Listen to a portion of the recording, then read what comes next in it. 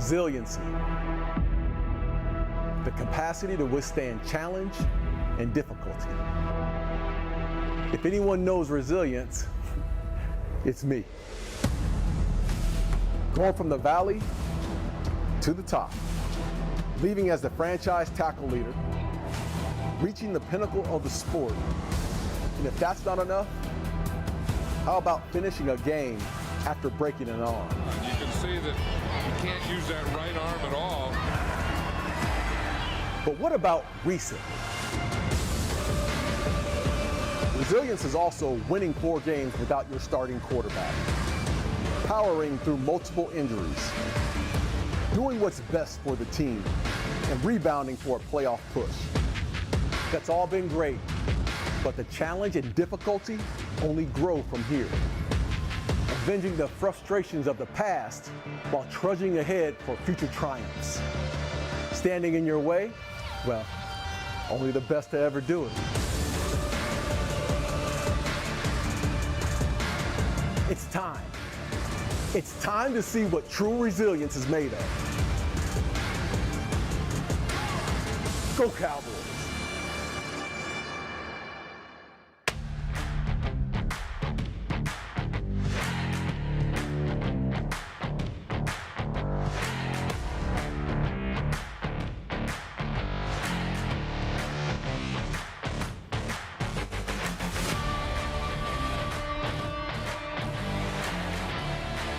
Things are about to get wild at Raymond James Stadium in Tampa, Florida. The final spot in the divisional round is up for grabs under the lights of Monday Night Football. It's the 12-5 Dallas Cowboys and the NFC South champion Tampa Bay Buccaneers. And on nights like tonight, you can't hide from Cowboys Nation. They're in Tampa. They're in Arlington at the Miller Lighthouse outside of AT&T Stadium. And they're also at the Star in Frisco and the Tostitos Championship Plaza. This is Cowboys Pregame Live, presented by WinStar World Casino and Resort. We are live from the Star in Frisco, leading you into kickoff between the Cowboys and the Tampa Bay Buccaneers. I'm here with former Cowboys Barry Church, Isaiah Stanback, Nate Newton. I'm Kyle Yeomans. We've got Nick Eatman, Haley Sutton, and Bill Jones on the broadcast throughout the next hour and a half. We're going to get you ready for kickoff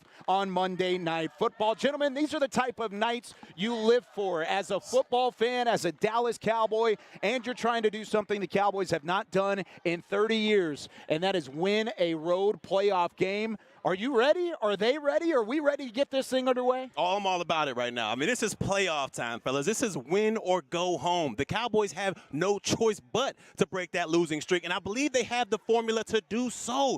But like always, Isaiah, it's going to come down to protecting the football. They have to protect the football if they want to have any chance of beating Mr. TB12 and these Tampa Bay Buccaneers. Like you said, these guys have the personnel, they have the formula, they have the coaches. Now it's all about execution. You talking about 30 years ago? That was 92 when I played in the NFC Championship game on the road. Gladiators will get it done, and these Cowboys got to be gladiators tonight. Are they ready for the challenge? That's the biggest question I think Cowboys Nation is asking to this point. Are they ready to get the job done? Coming off of a loss against the Washington Commanders last week, but still 12-5 for back-to-back years under Mike McCarthy. Do you feel like they're up for the challenge? I believe so. I mean, you mentioned it, that Washington game. You don't want to limp into the playoffs. Nobody ever wants to do that. But this team is as healthy as it can be. All right, they have the talent, like we just said. They should be able to handle the big moments. But like always, like I said earlier, it's going to come down to protecting the football and leaning on your formula, which is the ground game and the defense. If they can do that, they have a great chance of winning this ball game. They have a couple things working in their favor, and that's familiarity with the opponent that they're facing. They faced the Tampa Bay Buccaneers twice over the last 2 years, as well as a little bit of pain, from last year's playoffs. The 49ers knocked them out in the first round. They don't want to face that again. I think these guys are going to be ready to take on TB12 and these Buccaneers. You know, I'm a little premature, but you know what, Biotish being back and Big Hankins being back, that gives our offense defensive line a chance to compete. And that's what these guys are talking about, getting out there, doing your job, and competing. Cowboys are 2-0 all-time against the Tampa Bay Buccaneers in the playoffs. However, they are 0-7 against Tom Brady all-time regular season, only because this is the first time the Cowboys have ever seen Tom Brady in the playoffs. So keep that in mind when you look at the two records. We've got a fantastic crowd behind us here at Tostitos Championship Plaza. You guys are ready to go, having some fun out here at the world headquarters of the Star in Frisco for the Dallas Cowboys. Well, let's go back out to the mothership, AT&T Stadium in the Miller Lighthouse, where we are now joined by Bill Jones. And Bill, the atmosphere out here is fantastic. What's it looking like out there in Arlington? Yeah, the gates just opened here at 5:30, and a nice crowd that is gathering here to watch the game. What a great venue. What a great night to watch the game outdoors with other Cowboys fans tonight, not only there in Frisco, but also here in Arlington. Kyle, the one thing I want to know is, did the Cowboys bring their boombox with them to Tampa? Because what I remember is Deebo Samuel inside this stadium a year ago, and the boombox guy next to him, and the swagger that they walked on this field last year. Cowboys need that same kind of swagger against Brady and the Bucs tonight. I completely agree, and I know you guys probably agree as well. You cannot let up against Tom Brady, but I know you've interacted with some Cowboys fans since you've been out there, and of course they are ready to go. But if you could describe how Cowboys Nation is feeling in one word right now, what would it be? I think they're excited, and especially the ones here, because the ones here, they've come out here and they're watching the game expecting a win.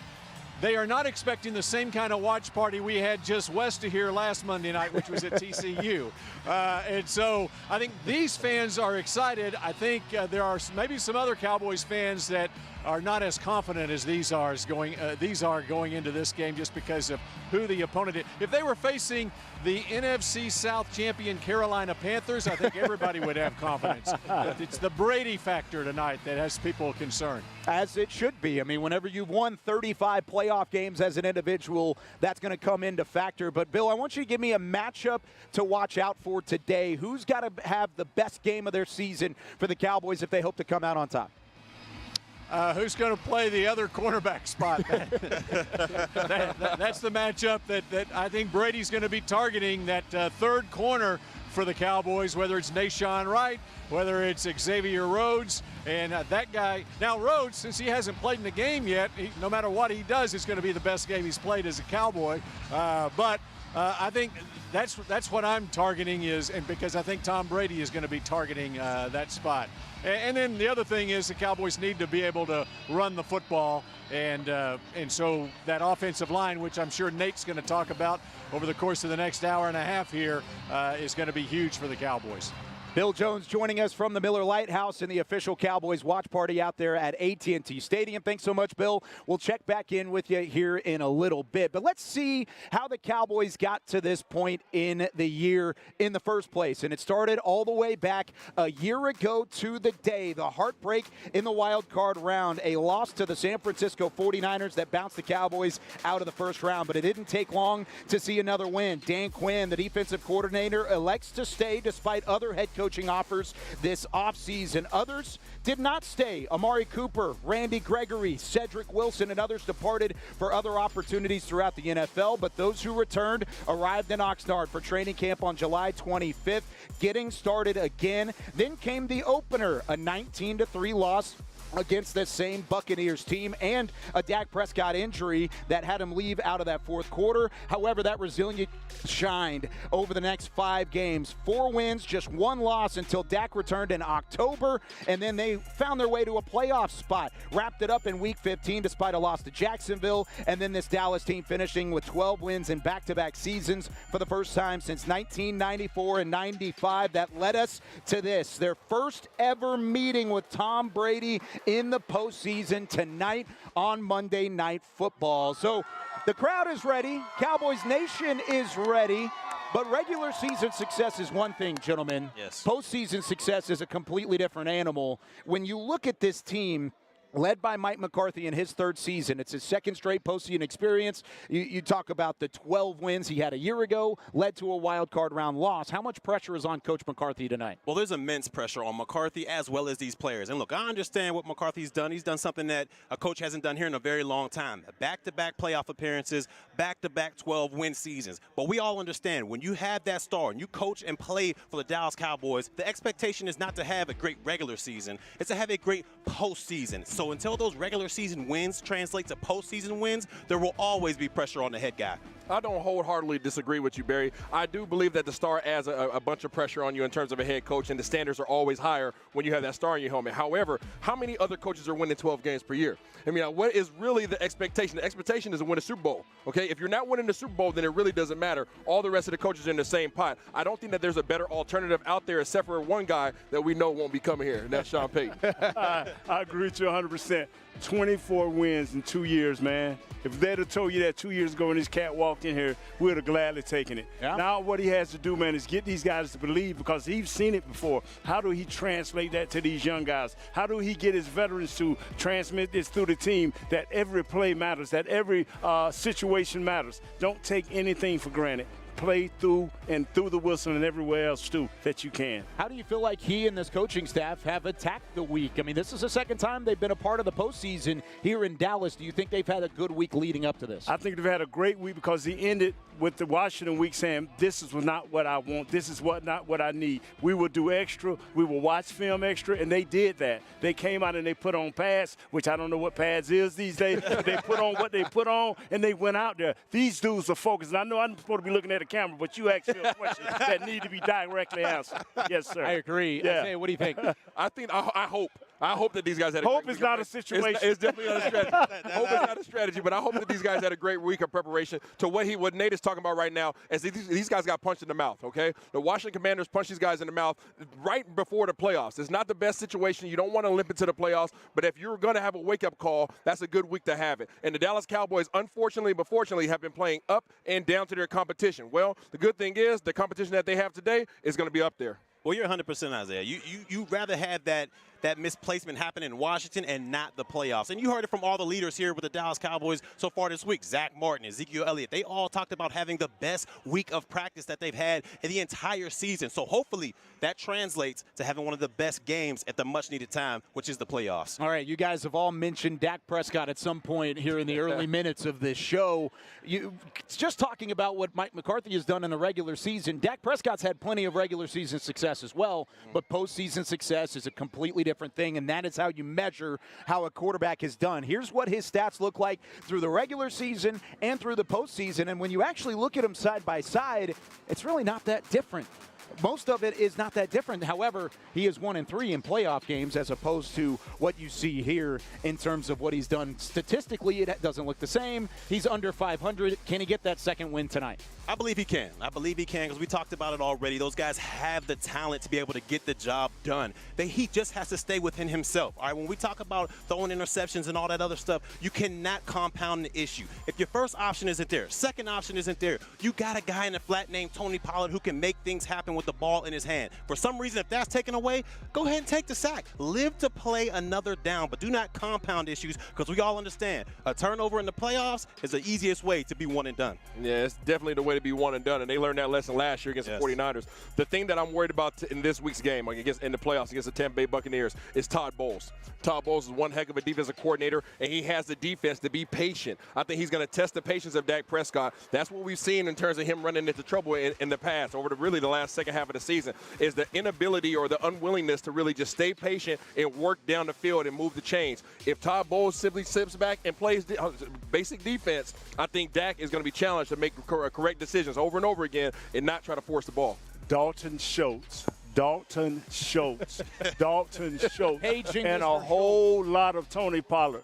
You dink and dunk. You go do what the GOAT do. The GOAT over there going to dink and dunk. Yeah. You dink and dunk. And then when they come up close, you got T.Y. Hilton. And we're going to do the deal tonight because when T.Y. Hilton fly loose on them, that'll open the field up for C.D. Lamb, and we can take these dudes. And that's one of the lessons Dak Prescott can learn in terms of playing quarterback. He's learned some things in the past through his postseason success, but also talking about welcoming that pressure earlier in the week.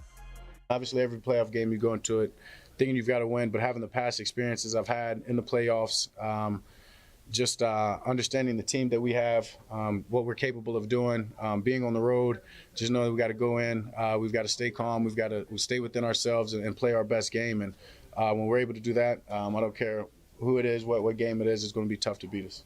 So much as people say what happened in the past, especially the Cowboys failures is not about you guys, but as a quarterback, you guys are judged by what you do in the playoffs, whether it's, your past failures, the team's past failures.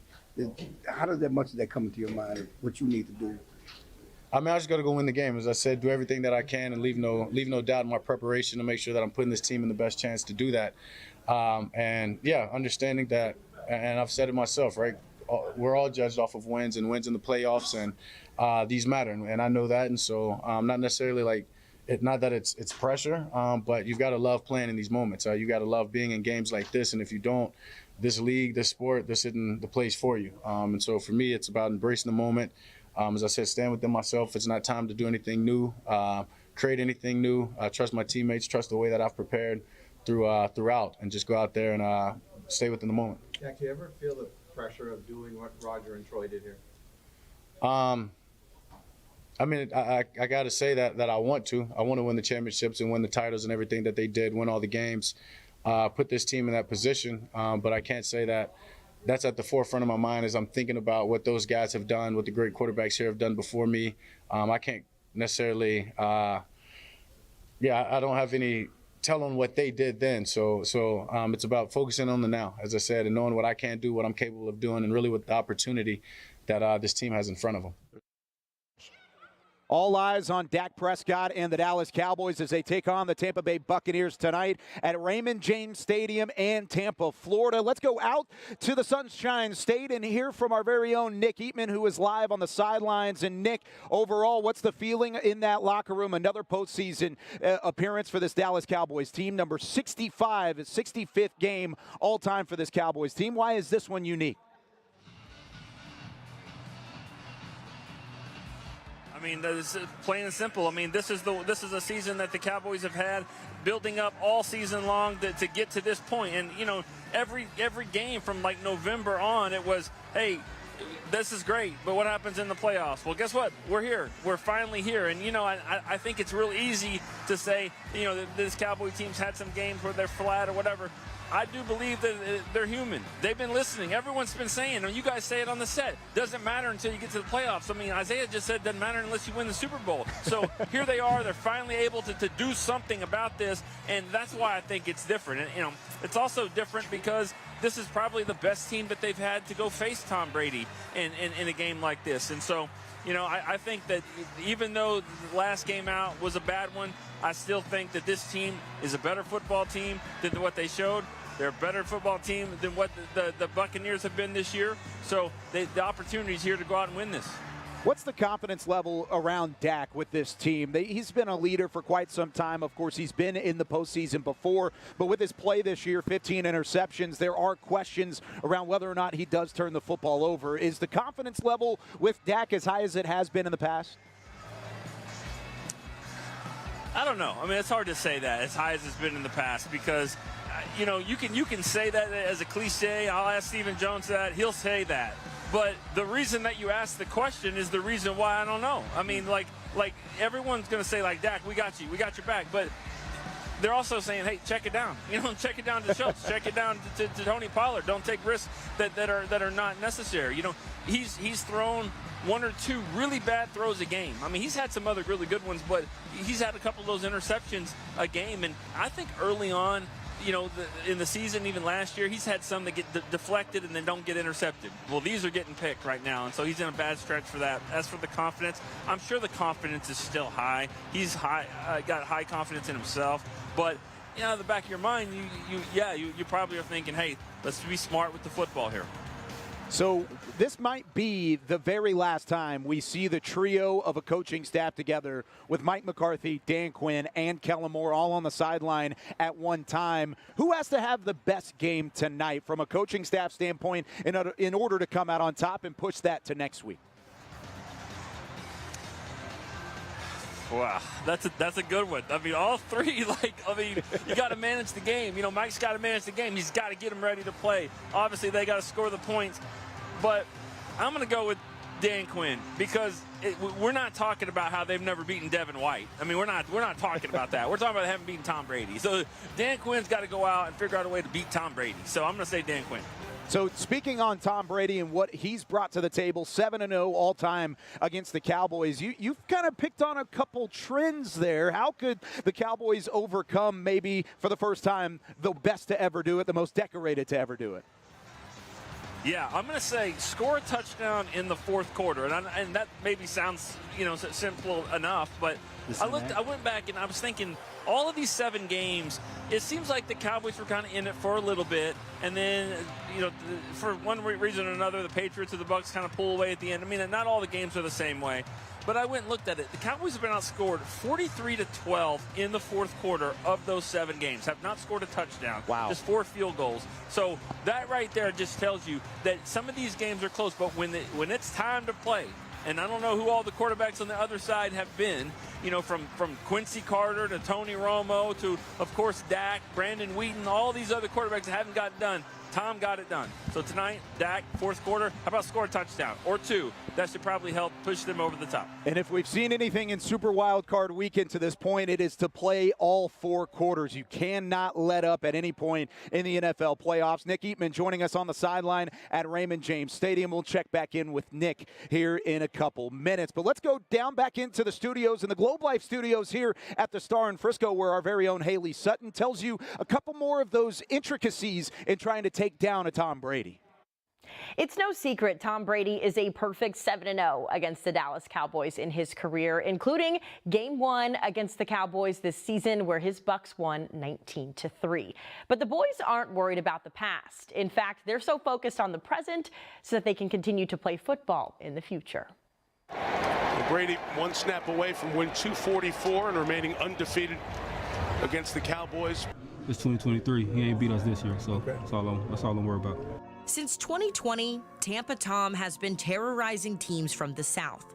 And while this might not be his best season on paper, Tom Brady is not to be taken lightly. Just really his discipline, particularly in situational football. I mean, just the awareness, particularly on the vertical throws, outside the numbers, to make those throws as consistent as he does is super impressive. Under Brady, the Buccaneers have earned the most playoff wins since 2020. They have the largest playoff point margin and they're 3rd in total wins.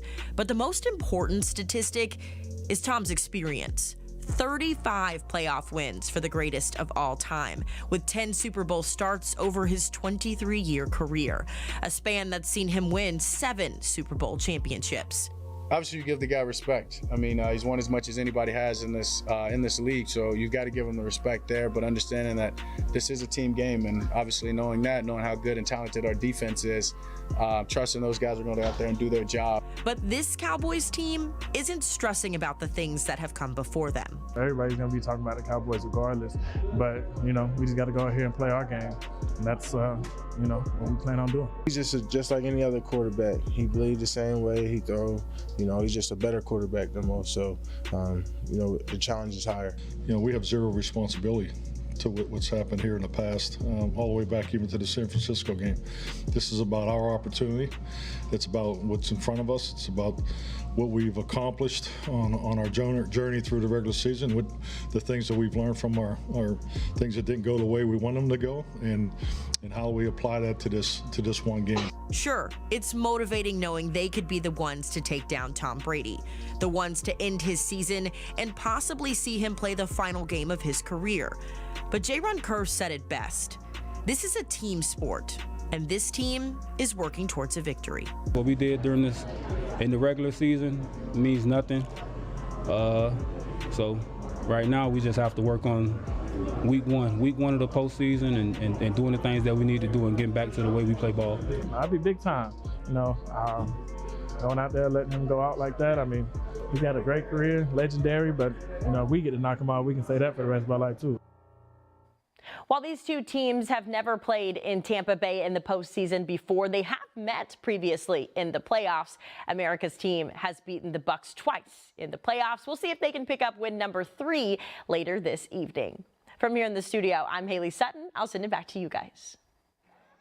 Thank you very much, Haley. And, of course, he is the best to ever do it. You look at what he's done in the playoffs. Here's what he's done in 2022. Still put up really good numbers across the board. A little bit more in the interception category than he's used to seeing with 9 picks this season. But you also look at the yards per game going down, the QBR going down, that completion percentage staying higher.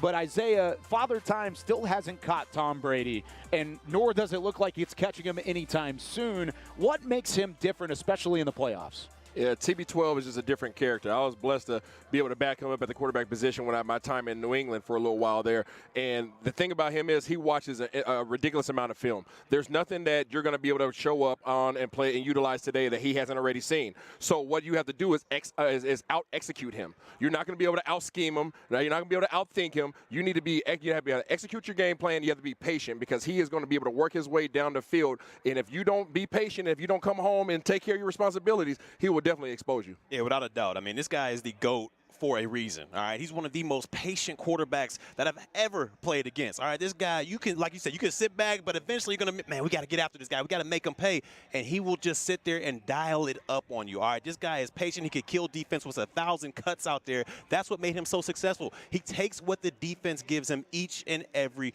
week. So if the Cowboys can't get pressure, especially up the middle, it could be a long afternoon for this defense. Most quarterbacks would die for 9 interceptions. This guy just said this dude had 9 interceptions. I know quarterbacks would die for those 9 interceptions. 25 touchdowns is just a reflection of his guys being hurt all year. Evans being hurt, the other kid being hurt, the running back coming out of the backfield. All these guys have been hurt at one point in time, and his offensive line is finally coming together. Hey, what we better do is concentrate on doing our job and worrying about being in our gaps, staying in the zone, reading the coverages right, and making sure we have constant pressure because this guy, age does not know him.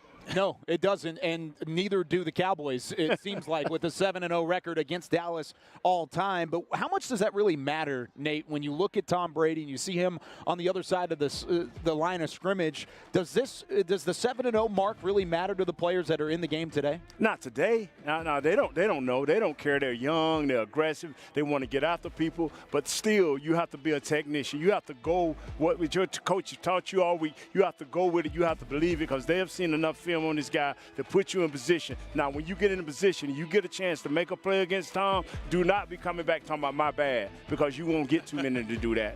You're absolutely right, Nate. The 7-0 record has nothing to do with this Cowboys team. Even the team that was at the first game of the season, the 2022 season.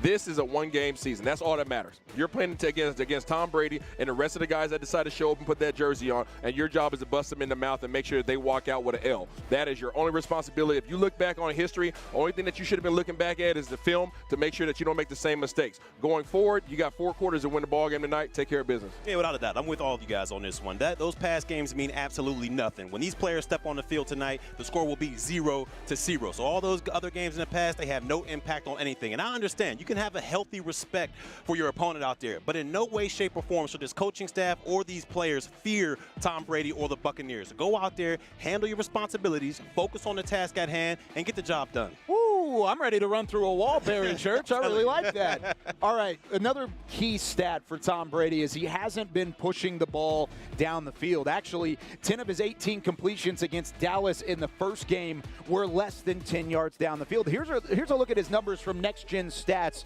But you see all of those yardage, all of those ratings from inside the 10-yard mark and behind the line of scrimmage. That's thanks to the screen game, thanks to the dump off. It's a nickel and dime strategy that has worked all year long, Isaiah. And when you look at the film, it certainly stands out, and Tampa Bay is going to try and do that again tonight. This is what they're doing. And the thing is, if you try to come out and play man-to-man against these guys, they have the personnel that can beat your guys. They have more receivers than you have DBs. That's a fact. Most teams they play, that's the fact. And tonight, especially against the Dallas Cowboys, that's a fact. So what do? You typically go to a zone. Okay, so you go to a zone defense. Now, where are the holes in the zones at? Usually about that 5 to 8 yard radius, okay? And how else does that help them? Well, it helps them because they're the least sacked team in the league. These guys are getting the ball out and not getting sacked less than 2% of the passes he's had this year. So it's easy, high efficiency passes, easy for him to complete it, and he's relying on his high caliber receivers to take those easy balls and make some yak yardage, yards after catch. How does that make things tough on a defender, Barry? Because you have to come up and play that, but you're also worrying about that one throw over the top at some point later in the game that could make you bite and could burn you on the backside from a secondary standpoint. Yeah, as a former safety, I used to hate going against quarterbacks like this that were extremely patient, because you get bored sitting back there as a safety. You're not involved in the run fish. You're not involved in the game, so you're saying, all right, you know what, this guy can't dink and dunk the entire time. Let me sneak up there and try to make a play. And as soon as you creep up there out of that deep third, that's when Tom Brady's going to hit you with a deep ball over there, because he's that good. So when it comes to defenses, you got to remain just as patient as Tom Brady, but that's a hard thing to do. It's just amazing that to be associated with a Tom Brady and to hear you guys, you know, just up to him. But, hey, get on this dude. What you need to do is lay hands on this dude. Or what the corners need to do is come up and press. Force that thing to go long. And then rely on your instincts and rely on your techniques to get back deep so Barry can get involved in the game early, okay? That's all you have to do. And I didn't mean that in a bad way. These guys going to kill me.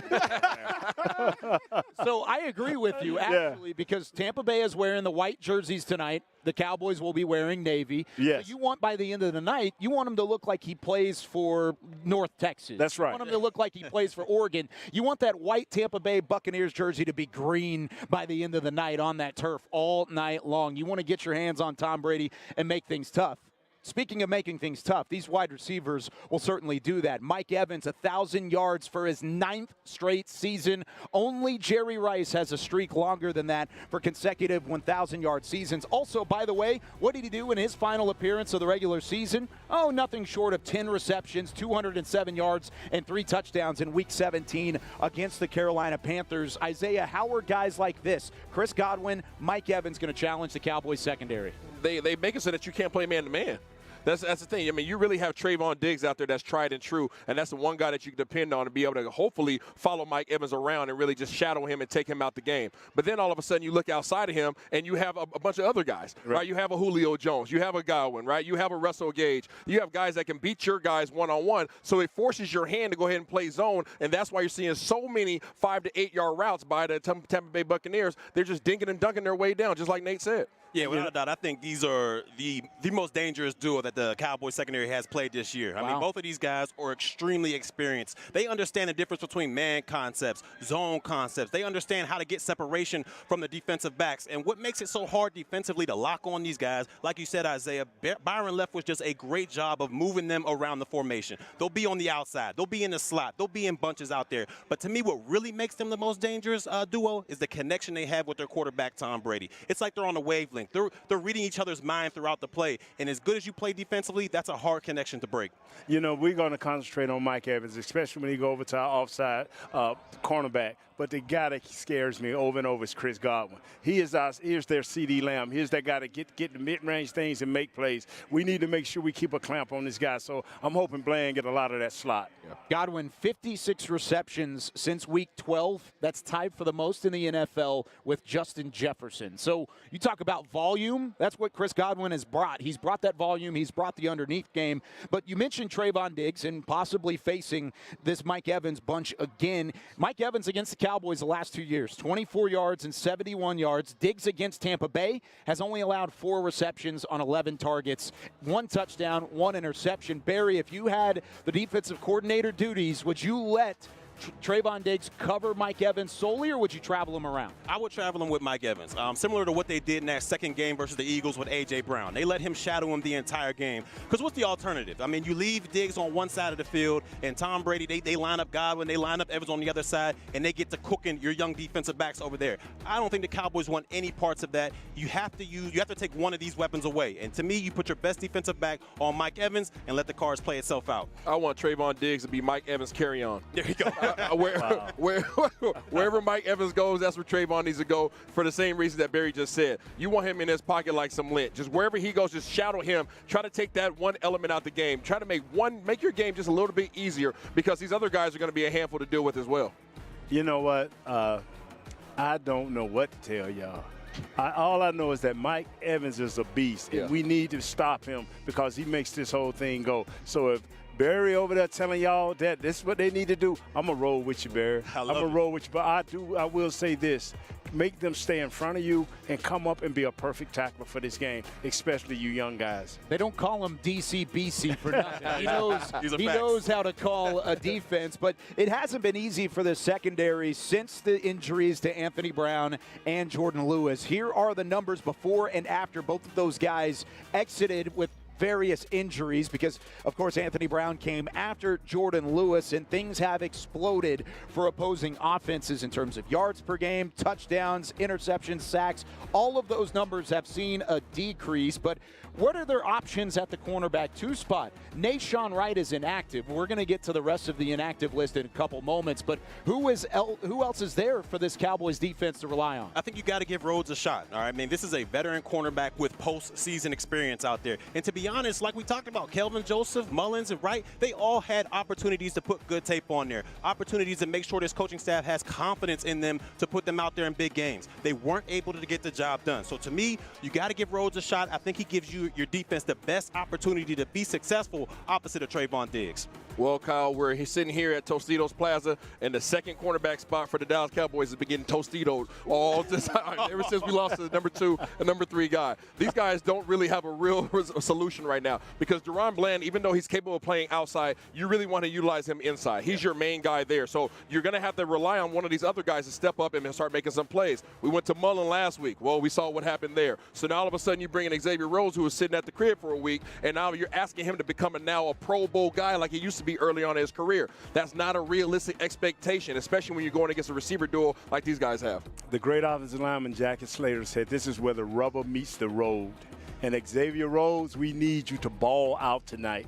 You have one game to show us all you got, all your experience. Put it in one bag, baby, and come out and explode over these guys. You got to put it all together for this game. And to his credit, he's actually done a good job. He's won over Dan Quinn, the defensive coordinator, speaking earlier in the week that he's excited about the possibility that Xavier Rhodes brings to the table. But he also talked about his past relationship with Tom Brady and what he's brought to the table, and a little bit of revenge maybe on the mind for Dan Quinn in this defense. Here's what he said earlier in the week.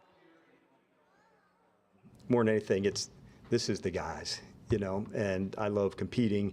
I love being in the playoffs with the guys, but this is our team against their team, our defense against their offense, and so that's what I look forward to. And every year is different, every game's different, every matchup's different, but for me, it's just, man, what a cool opportunity to get for us to play. And so certainly not about me. This is about our crew and our way that we want to go get it on.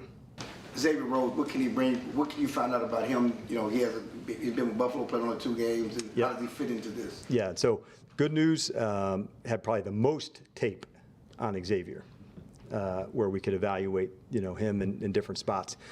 Man, could he pick it up fast. I was blown away by football instincts right away. So he came in here, what was it, Saturday, met there at the hotel, again in the morning, heading into this week. So I'll have a better sense for him as we get towards the end of the week, if there could be a role that goes on for the game, but too early to call on that. But my first impressions have been strong. You like that veteran person who's seen it before. Yep.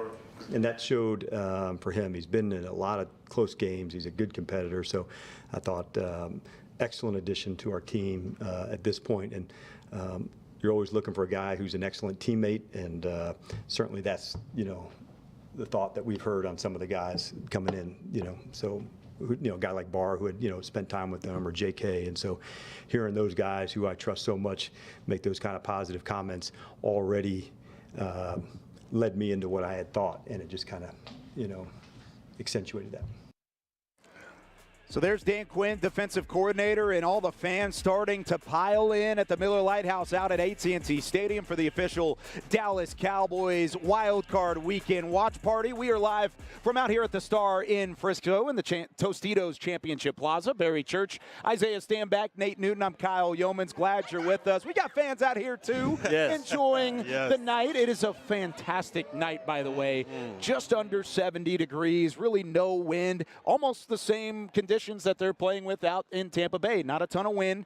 64, I think, right around is what it's supposed to be at kickoff. It's great football weather. Let's take a look at the inactive list for the Dallas Cowboys as they prepare to take on the Buccaneers in the wild card round. And we mentioned it earlier, Nashawn Wright, the corner who saw majority of the action without Jordan Lewis, without Anthony Brown in the fold, really filling in for Kelvin Joseph, who now might have to see a significant number of snaps out there with Xavier Rhodes and company. He is inactive. So is Trayvon Mullen, who, of course, we got to see a little bit of last week in the game against the Washington Commanders. And Neville Gallimore inactive, a healthy scratch heading into the wild card round. Barry, which one sticks out to you? I have to go with the secondary on this one. I know that, Mullins and Wright, they haven't done the greatest of jobs out there when they had the opportunity, but you would think with all these injuries in the secondary, you would need all hands on deck. Right now, those two guys being inactive is pretty surprising to me.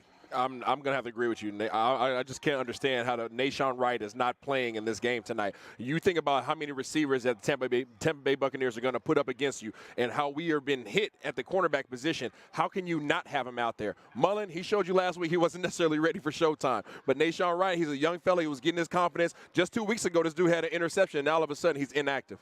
Gallimore, Bohannon.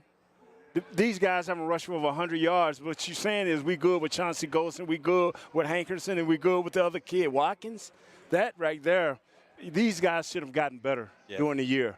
And they have not improved. And we got to bring in guys that haven't got enough reps, enough snaps against a veteran team like this, and they bring in back their center. Man, come on, fellas, we got to play. We got to play overtime. None of the guys that you were talking about outside of Trayvon Mullen showed up on the injury report this week. Mullen was dealing with an injury, with an illness. Nashawn Wright, for all intents and purposes, didn't necessarily have an injury. We may hear about that later on as well. But now you get to see a lot of Xavier Rhodes. We talked about him. But what about Kelvin Joseph in there as well? Because he's active. He's available. You guys don't look very happy about seeing some snaps from Kelvin Joseph. Why is that a problem? I'm telling you right now, Kyle, I don't want to see any of it. I just don't want to see it. I mean, the guy, like I talked about earlier, he had his opportunities, plenty of opportunities to go out there and give this coaching staff the confidence to play him in a big game. I'm not wrong when I say he did not give them the boost of confidence they needed. So I don't want to see any parts of it. Special teams, yes, but hopefully we don't have to go down that far deep into our cornerback depth. I hope not either. I don't want to see Kelvin Joseph out there playing against some of these receivers that Tampa Bay is going to bring out tonight. He showed the inconsistency early. I think he's done a heck of a job of making himself a reliable special teams competitor. But in terms of actually playing on the defense side of the ball, I'm not sure. I'm not so sure about that. We got something down here on the front of this table. That kid ain't been that. Yeah. He ain't been. He can be that. Nah, not this year. Not this year. You can. This is the playoffs. This is one and done. One long bomb for a touchdown, and we're done. Yeah, this is a one and done. He's not shown to be responsible. He's not shown that he cares enough about his teammates to do what is right. And no, I'm with Barry and I'm with Isaiah here. You do not take that chance. And if it get down to that bad, the game is probably over anyway.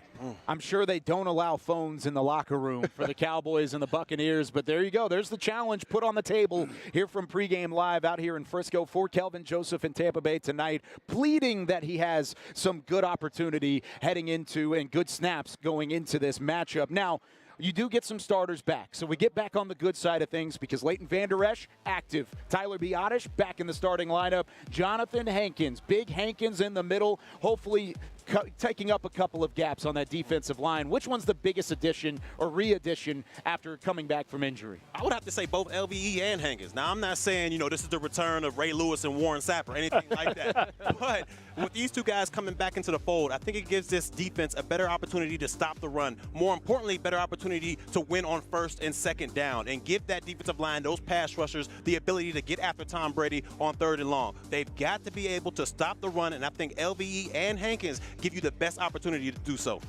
TB no 12. Tyler Biadasz, and I'm going to let Nate Dogg tell you exactly why Tyler Biadasz is the man up front. Because everybody get to clack their heels and go back home. It's like, I'm serious. You can take your left guard, McGovern, and put him back at his normal position. You can take Tyler Smith, put him back at his normal position. Now you can give a little bit more help to Tyron Smith. When you are stable and your pocket is clean, you have a chance. They have too many dominating defensive players for us to be playing musical chairs this week. That was a nice nice little throw right there. I like that. Yeah. Connor McGovern clicking the heels and saying, I'm not in center anymore. I'm at left guard now. Thank goodness. We're back to where we need to be heading into this matchup against Vita Vea and that front. But let's talk about the Tampa two-headed monster at running back. A couple guys that you're going to have to see out of the backfield from this Tampa Bay Buccaneers offense, and it starts with Leonard Fournette. Now, the rushing game hasn't been great for Tampa Bay. They are ranked dead last in the NFL in terms of rushing yards allowed, but you also talk about what they've done from a screen game. Leonard Fournette has 70-plus receptions this season, and that's for a reason. They use him a lot out of the backfield, and then his running mate, Rachaad White, also bringing a little bit of flexibility into the ground game. How can Dallas limit these two tailbacks coming out of the backfield? Well, simply, they got to hit him in the mouth. They got to hit him square in the mouth, and I'm talking about both of these guys. All right, Leonard Fournette and White out there, they are both downhill physical backs, and if you let them set the tone early by running through a couple tackles, they're going to build that momentum. They're going to build that momentum. I had a chance to play with Leonard Fournette down in Jacksonville, and he's a guy that when he starts rolling, it's going to be hard to stop that man. So they got to hit him in the mouth early and often, and by the third quarter, he'll start waving that white flag. I like to see that actually come to fruition. I believe that Dallas is going to get a nice little dose of Leonard Fournette. And, you know, Barry just talked about him as his ex-teammate. Well, you know what he did against Dallas in the first game of the season? The boy ran for over 120 yards against him, okay? Yeah. And I think that with the resurgence of Ryan Jensen, him coming back, I think you're going to see those guys try to attack the middle of this defense as soon as they see that inactive list and see Big Bohanna out there and see Neville Gallimore not present. Oh, they're going to test the interior of our defensive line.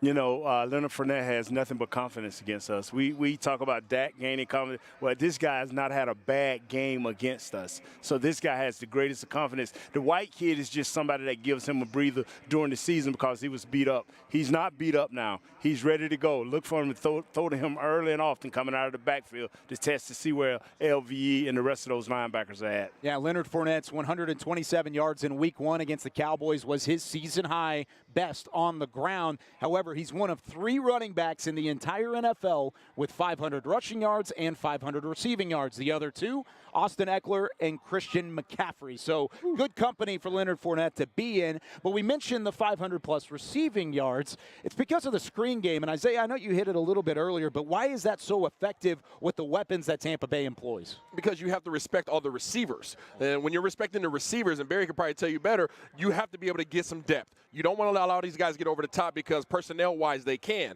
So what do you start doing? You start playing a little bit of soft, and you say, I'm a bend but don't break. As soon as you do that, these guys are just going to screen game you to death. And when they do that, they have options at the receiver position. They have options at the running back position. When you think about Giovanni Bernard, everybody knows that name. He's a one heck of a tailback. He is their 4th guy on the depth chart at running back. That lets you know how much talent they have in this backfield. They want to get the ball in these guys' hand and allow them to get some yards after the catch. Yeah, you hit it right on there. I mean, when you talk about getting depth, when you're talking about the underneath defenders, linebackers, maybe some safeties here and there, when you're getting depth with these receivers because they have the ability to take the top off of the defense, and you want to make sure you layer that defense. Now that gives Tom Brady the excellence to be able to just dump it off to Leonard Fournette, to White, to some of these receivers out here and get this screen game going. And they are great with the yards after the catch. That's why it's going to be super important for this defense to be able to be great tacklers. If you have missed tackles out there, you might as well kiss the baby because Tom Brady's going to march the football all the way down the field. Okay, so with that being said, who's got to step up out of that front 7 and be the best tackler? Because you're going to have guys like Micah Parsons out there, and we'll talk about Micah here in a moment, but outside of him, where do you go to get some of that production? I got to go with Donovan Wilson on this one. I got to go with my safety mate there. Wow, so not even a front 7. Not even a front 7 guy. I'm talking about the back end. The way he comes down into the box and he can play sideline to sideline,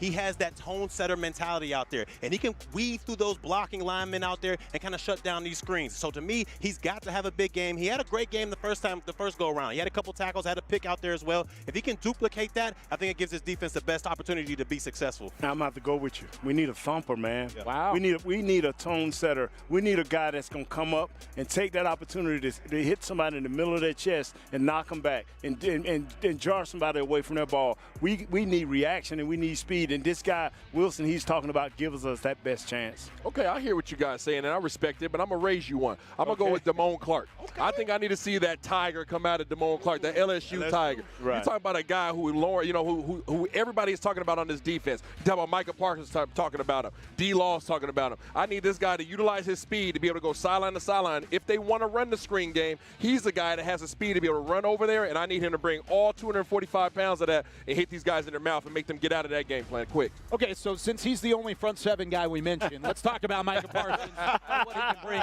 You guys are a producer's best friend. We plan to show the video of front seven guys. You're talking about the same front seven.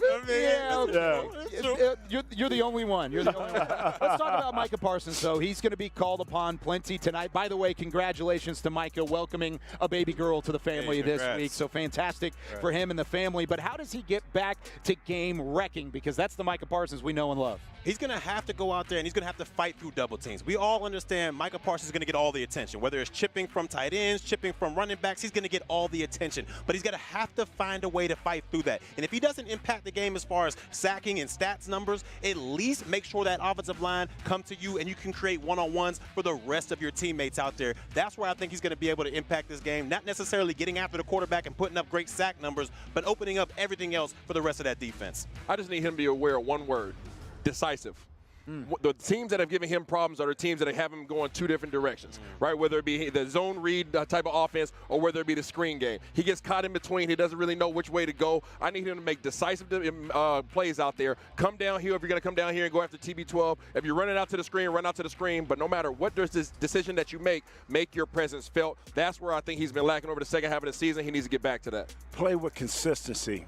When I play offensive line, the guys like him scare me because they give you a change of speed. He got to be like a pitcher. He's got to have an off-speed pitch. Everything can't be go, go, go. You got to be smart. You got to stay in your lanes. And sometimes when you stay in your lanes, you help your other teammates. But when you decide to go, you have to be decisive, like Isaiah said. And that is the key to this. Pace yourself through this game, because if it come down to the wire, you want to be just as fresh as Tom so you can make that explosive play. And he may only be in his second year, but overall, Micah Parsons feels like a veteran already in that locker room. He has one playoff game under his belt last year against San Francisco, and he talked earlier in the week about the focus completely changing from the regular season and then into the wild card round. Yeah, I think my focus has been the same. It always has. It's just a matter of just executing, doing what you got to do, and just going with the game plan, really. So I think the focus has always been the same. Just focusing on this game. That's what matters, though. Brady's hard to sack because of his release, 2.45 seconds, fastest in the NFL, but you got him twice in week one.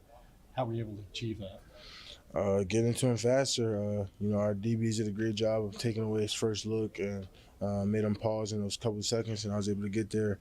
It's just going to be just as important this week, if not more important, because how good he's been in playoffs. So the pressure, getting to him is going to be crucial, vital for us to win this game. Mike, you've only been here 2 years. Does a 26-year Super Bowl drought mean anything to you?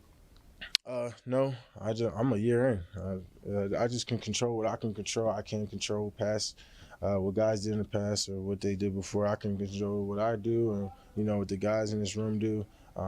That's just all that matters to me.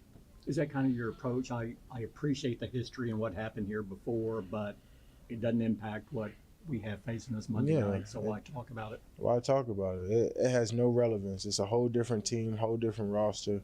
The only person that might know is Jason Peters. He's the only person that might know. Outside Jason Peters, this is a pretty young group, and we've all been in here. We're in here together, so we're good where we're at.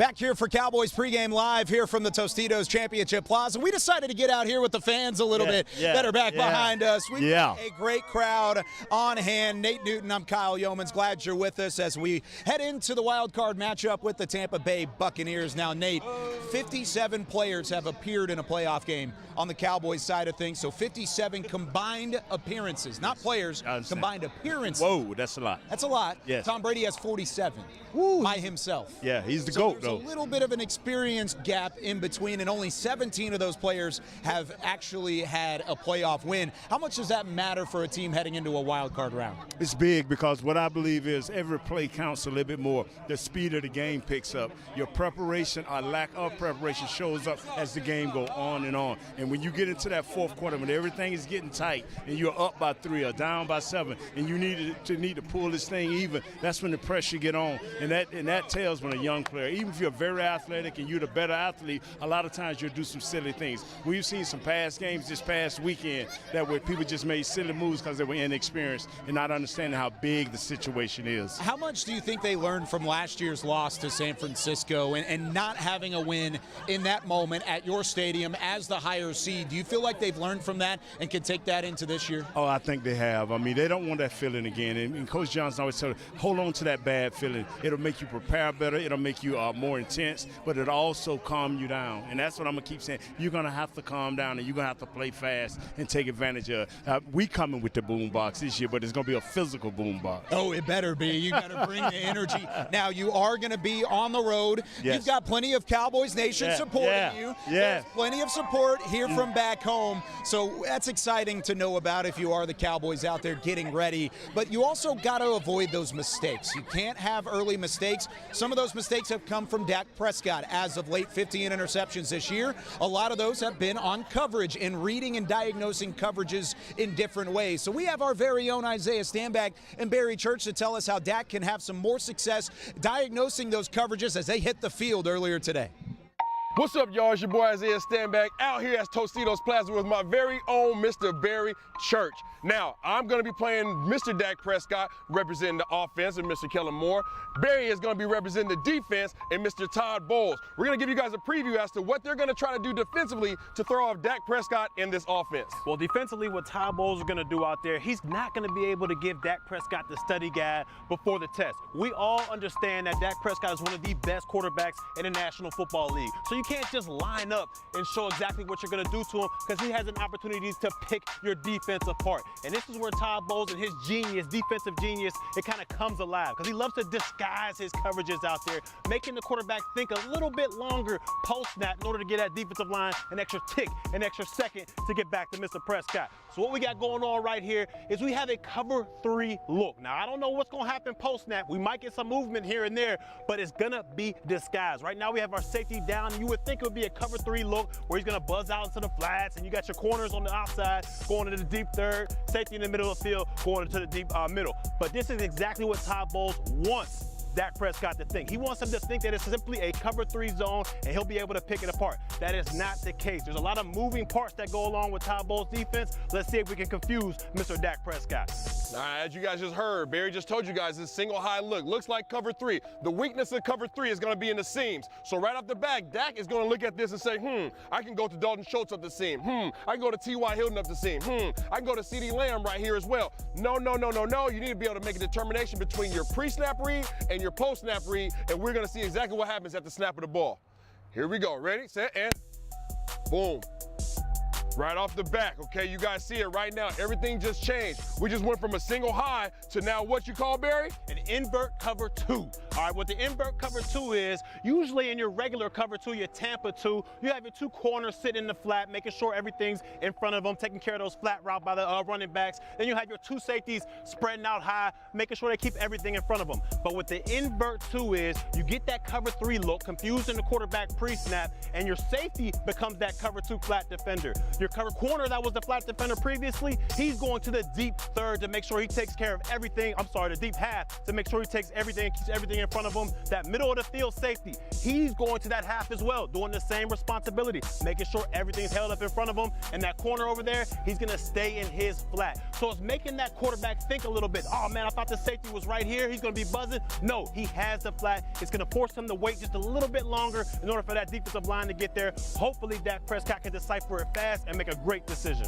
Now, in terms of seeing it with this invert two, this is exactly what happened to Dak a couple weeks ago. This outside linebacker actually dropped back into his coverage right here, right into this hook drop. When Dak said what? Thought it was single high. The seams are where the weakness of cover 3 is. Aha, not anymore. That's now invert 2. He threw an interception trying to force the ball to Dalton Schultz. He has to be able to find the holes in the coverage to be able to decipher exactly what's going on. That's a great job of presenting a nice little invert 2.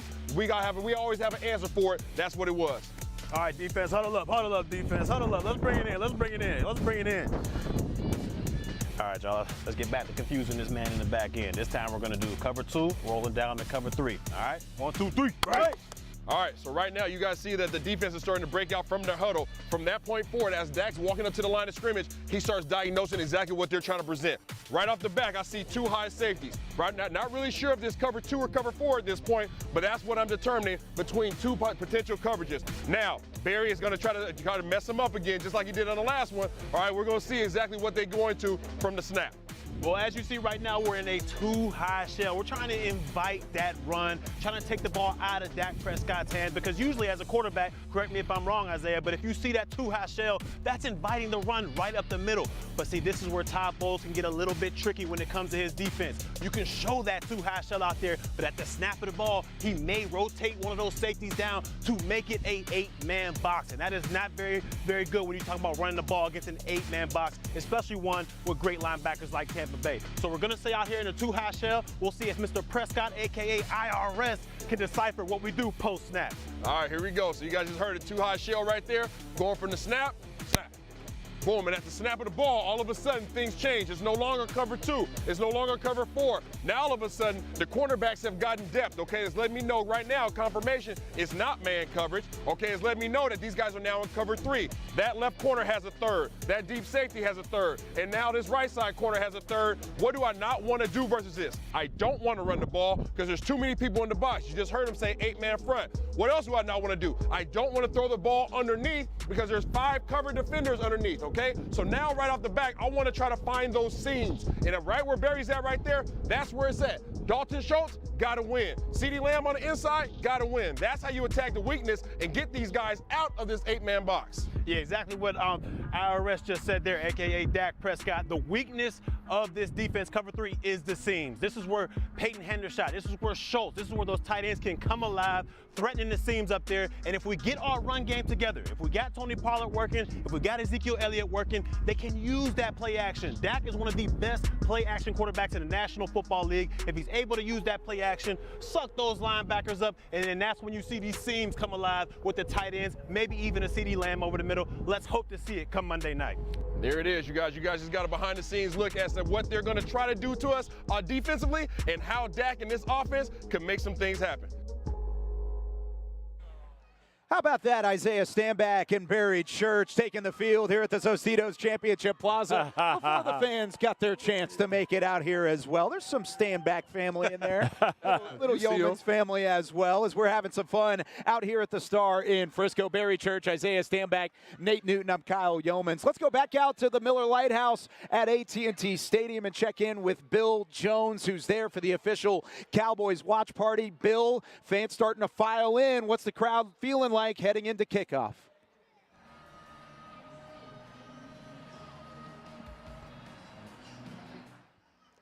Looks like we may not have Bill, so we're going to try that again at some point down the line. But fans out there, fans here, either way, everybody's ready for this Monday Night Football matchup to get started. And so far for this Cowboys team, at least you going back to even last year, it's been a shuffling of the cards at that offensive line spot. Let's talk about the front 5. Here's how it started in 2021. You've got a completely different group from 2021 with Tyron Smith, Connor Williams, Lyle Collins, all of which who were not available for the Cowboys to start the 2022 season. season. Instead, it was Tyler Smith, the rookie out of Tulsa, Connor McGovern filling in for Connor Williams full-time, and then Terrence Steele at the right tackle spot taking over. But then you fast forward to the final week of the regular season, even more cards come into play. Tyron Smith switches from left tackle to right tackle to make things work. Connor McGovern and Tyler Smith have to move over one position, and then Jason Peters is at the left tackle spot.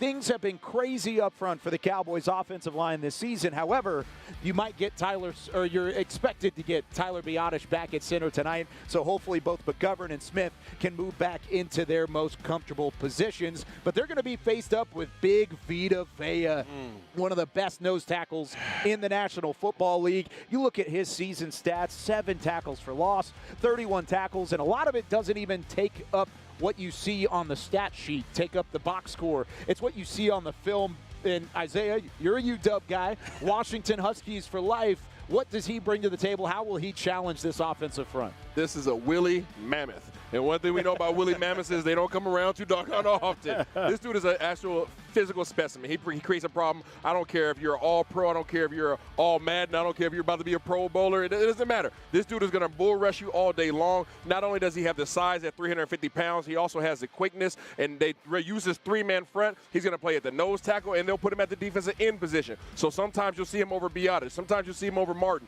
And then next thing you know, you'll see him out there on Tyler Smith, creating havoc all over the place. Nate Dogg, what kind of problems does he cause offensive linemen? He's a body snatcher. And what I mean by that right there is he absorbs a lot of blocks. If you're at the center position, you're going to need a guard to block down on him. If you're at the tackle position, you're going to need a guard to help you. He eats up 2 or more bodies each time, and that gives those linebackers, the Devon Whites and these guys, opportunity to shoot gaps, come downhill, or don't have to run a hump. And when you have that type of player in the middle of your field, he is awesome. You're exactly right. He's going to be a challenge for that offensive line. I believe we have Bill Jones back on the line out at the Miller Lighthouse at AT&T Stadium. So let's try this again, Bill.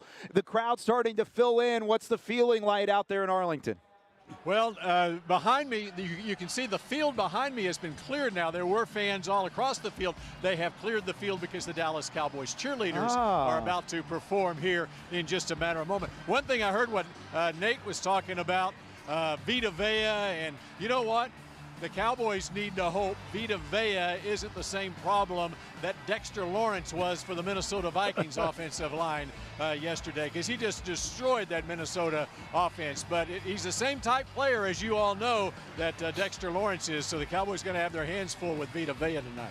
No doubt about that. Now, we asked you for your matchup to watch earlier. Now I'm going to ask you for your prediction. Who do you think comes out on top on Monday Night Football field? Do the Cowboys get the job done, or is it the Buccaneers moving on? Well, and about those matchup to watch, since the time we talked an hour ago, as you know, Deshaun Wright is now inactive, so I'm really looking at Xavier Rhodes now, and also with the news of Jason Peters starting at left tackle. So I'm looking for Connor McGovern at fullback a lot tonight, too. But anyway, as far as my prediction, I'm going to stick with my prediction from earlier in the week on mixed shots. As Nate knows, on the days I make my prediction, I put gas in my tank, and it was a slow-moving tank or gas pump this week, so I stopped it at $35, and it showed the Cowboys winning over Brady and the Bucs 35-30. That is my prediction. Cowboys win and move on to San Francisco next week. Well, there you go. As Rowdy takes the field behind you, Bill Jones getting the crowd excited here at the Tostitos Championship Plaza with a Cowboys win. Bill, thanks so much for taking some time. We'll talk to you again down the road. You can catch Bill on Mix Shots every single week here on DallasCowboys.com. He then also talked about it there. Jason Peters will still be at left tackle, so the cards that we just shuffled a moment ago will continue to shuffle as well. Real quick, Nate, what's your reaction to hearing the Jason Peters news? Akeem Hicks. Now he comes into play.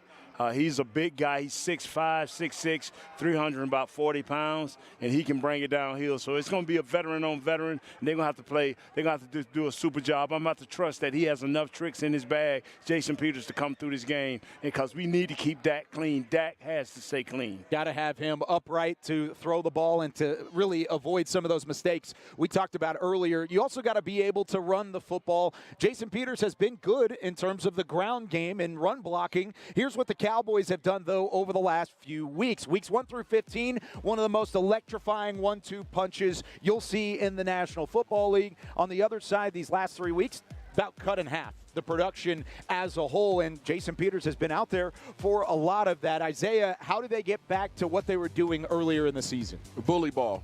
And that's really the only explanation that I can even come up with to understand why Jason Peters would be in there. They need to do bully ball. So Jason Peters over there at the left tackle, having Tyler Smith at left guard position, and coming downhill. I'm not too worried about Jason Peters' ability to have a rushing attack because he is big on big. He'll power drive somebody in the ground. It's usually the quick guys that get around him, and that's what's caused some issues. So maybe this is the game plan that they have going forward.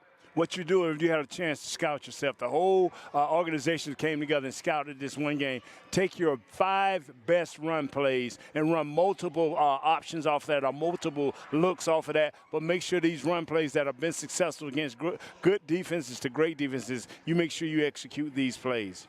So with that being said, which one of the running backs needs to see the majority of the touches to set the tone? Is it going to be Tony Pollard, Barry, or is it Ezekiel Elliott that gets it started? Well, both of these running backs are important for the success of this offense. But overall, I'm going with Tony Pollard. I feel like his speed and his home run ability will be able to affect Tampa Bay more than that bruising, downhill, physical, 3 yards in a cloud of dust style that Ezekiel Elliott has. So to me, the name of the game is to get the ball into the end zone. All right, and if you can do that, you can win games. And I believe Tony Pollard gives you the best opportunity to get the ball in the end zone and get these W's. So I'm giving a little bit more attention to Tony Pollard this game. I like the fact that Tony Pollard has that change of pace and that he's a lightning in a bolt. But the thing is, with this front, 3-4, okay? It's pretty much a 5-2. Once you get past that first level, you're dealing with smaller, faster linebackers. So I like the matchup there of Zeke versus those smaller linebackers and being able to ground and pound those guys and then, like you say, tenderize them and then hand it off to Tony Pollard. What I think you have to do is you have to be a little creative in your run game. Don't just slam up in there, Vita. That's not smart. Don't just try to run over this guy. It's not going to happen. You know, run a few quick traps. Let Ferguson, let the other tight end, and not Dalton Schultz. I know he's not going to be good at that. But let Ferguson slam up in there and hit Vita Vea in the side of his head and make things happen. You know what I'm saying? Yeah, both Pollard and Zeke have a chip on their shoulder. So does CeeDee Lamb, though, who had just 1 reception and 5 yards against San Francisco last year.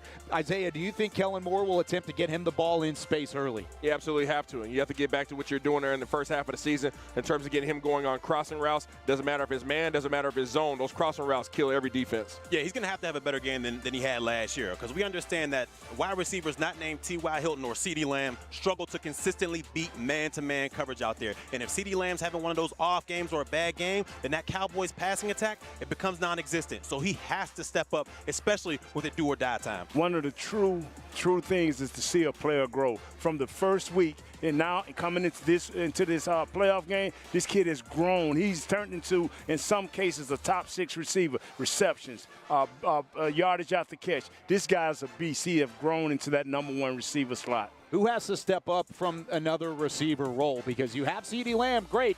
But what about Michael Gallup, T.Y. Hilton, Dalton Schultz, Peyton Hendershot, Jake Ferguson? Who's that next guy up for this Cowboys offense? I think Dalton Schultz. Dalton Schultz, you know, he's the guy that has to be there, consistent man, that has to work his way down the field and moving these chains. He's been that guy for Dak over the recent years. He's the reason why he had the franchise tag. We need to see a resurgence of him tonight. And if it's not Dalton Schultz, it's got to be T.Y. Hilton. We've seen this guy convert third downs when he gets the opportunity. He's great with the ball in his hands. Sometimes Dak needs that guy that he can dump it down to, and he can make explosive things happen. T.Y. Hilton can be that second security blanket to Dak Prescott. He needs to have a big game today. And the third guy we know is Tony Pollard. Yeah. Tony Pollard got to touch this ball at least 25 times this game. We need explosive plays. We need to change the field whenever we can. It's a little surprising to hear you guys say all those names but not mention Michael Gallup, though, because he's got to step up as well. That is a huge key for this Cowboys team. As we take a look outside AT&T Stadium, Miller Lite Plaza out there in Arlington, everybody getting ready. And here is the Tostitos Championship Plaza. Oh, we've got an invader. Are those twins? Are we got a house divided here? Yeah, Tom Brady finally looking old, huh? Oh, man. There's only a gate that's separating us, Nate. Let's not get too carried away. I love it. All right, let's go back out to Raymond James Stadium in Tampa Bay, where our very own Nick Eatman now catches up with Cowboys COO Stephen Jones. Thank you, Kyle. And as always, we're joined by Stephen Jones, Cowboys Chief Operating Officer. And all year long, it's, well, let's see what happens in the playoffs. You have to get through the regular season, obviously, to get here. And it's here, and it's called Super Wild Card Weekend. I think that's new that they're calling it super. Pretty super to be right here in this spot, though, with this game about to take off here. Absolutely. I mean, this is what you play for. You play your butt off all year to get in these playoffs, and certainly we've had a great year. But the most important part of it's right here in front of us now, and of course to be right here in Tampa and playing arguably the GOAT, the greatest of all time. We've got our hands full tonight, and but we've had a great week of practice. All three phases of the game. Really, the guys are dialed in. They know what's at stake here, and I just fully expect us to come out and play at a very high level. Of course, that's what it takes to win these playoff games. We've watched them all weekend, and every one of them, big favorites, small favorites, it all comes right down to the wire, and we know this is going to be a competitive football game, and but I think we're up for it. No lead is safe is one thing that we've seen here, especially here in Florida with the game in Jacksonville just the other day. Tom Brady, like you said, he's the GOAT. He's had some games. He's got the ball in the fourth quarter. What's it going to take for you guys to finally get over the hump there and beat him? I think we just got to go out and execute. We got to play fast. We got to play confident. If we do that, I think good things will happen. I mean, we've done it all year when our defenses played fast and confident. We create turnovers. Obviously, offensively, we got to execute. We've got to protect the football. We all talked about that ad nauseum in terms of protecting the ball. And then on special teams, unlike we did the last game, we got to go out and execute on special teams. Hopefully make some big plays to help us in this football game. So No Bones will have that group ready. And but at the end of the day, it's all about execution. It's all about playing fast and playing with confidence. Your team has bounced back all year long. Every time there's been any kind of setback, any loss on the field, you come back and won at least 2 games. Why do you think that is? Do you think it's what happens in the middle of the week, Mike McCarthy getting these guys ready to go and bounce back from the sour taste in their mouth? I just think this is a resilient group of men. Starts at the top with guys like Jack and Zach, guys like D-Law and Leighton Vander Esch, guys like Javon Curse and Dono Wilson.